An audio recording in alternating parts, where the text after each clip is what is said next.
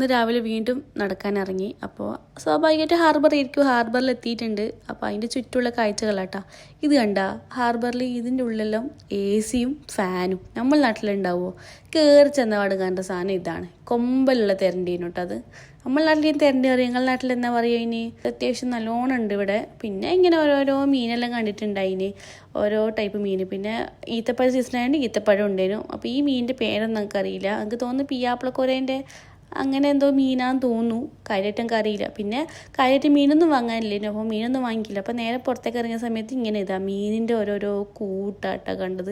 ശരിക്കും പറഞ്ഞാൽ നമ്മളിപ്പോൾ ചൂണ്ടിലെടുത്ത് പോയിക്കിട്ട് നമുക്ക് ഒരുപാട് മീൻ കിട്ടും. അങ്ങനത്തെ കുളത്തിനുണ്ടായത്. അല്ലെങ്കിൽ വല വീശുന്നാണെങ്കിൽ വല വീശിയിട്ടും പിടിക്കുക. അങ്ങനെ മീനുണ്ടേനു. തോന്നുന്നത് അയിലക്കുട്ടി എങ്ങനെയാണെന്ന് തോന്നുന്നു. അയിലക്കുട്ടി മാത്രമല്ല വേറെ വേറെ മീനുകൾ ഇവിടെ ഉണ്ട്. നമ്മുടെ നാട്ടിൽ ഏകദേശം പരൽ മീനെല്ലാം പോലെയാണ് ഇവിടെ അയിലാന്ന് തോന്നുന്നു. അത്രക്ക് കോമൺ ആയ മീനാണ് ഇവിടെ. ഇതെല്ലാം കാണില്ല, ശരിക്കും പരൽ മീൻ ഓടുന്ന പോലെ തന്നെ ഇല്ലേ? അങ്ങനെ തന്നെ ഉണ്ട്. എനിക്ക് തോന്നുന്നത് അങ്ങനെ തന്നെ ഉണ്ട് എന്നാണ്. അപ്പോൾ നിങ്ങൾക്ക് എന്താ തോന്നുന്നത് നിങ്ങൾ കമൻ്റ് ആക്കുക. ഒരുപാട് മീൻ ഉണ്ടേനു കേട്ടോ. നമുക്ക് വേണമെങ്കിൽ ഇവിടെ വന്ന് ചൂണ്ടയിലിട്ട് പിടിക്കാം. പക്ഷെ ആരും പിടിക്കുന്നൊന്നും കാണില്ല. കാരണം ഇവിടെ അമ്മാതിരി ചൂടായതുകൊണ്ട് ആ ചൂടിന് ആൾക്കാർ ഉരുകി ഒലിക്കുന്ന കാര്യത്തിൽ ഒരു സംശയം വേണ്ട. അത്രത്തോളം ക്ലിയറാണ്. അമ്മാതിരി ചൂടാണ് കേട്ടോ.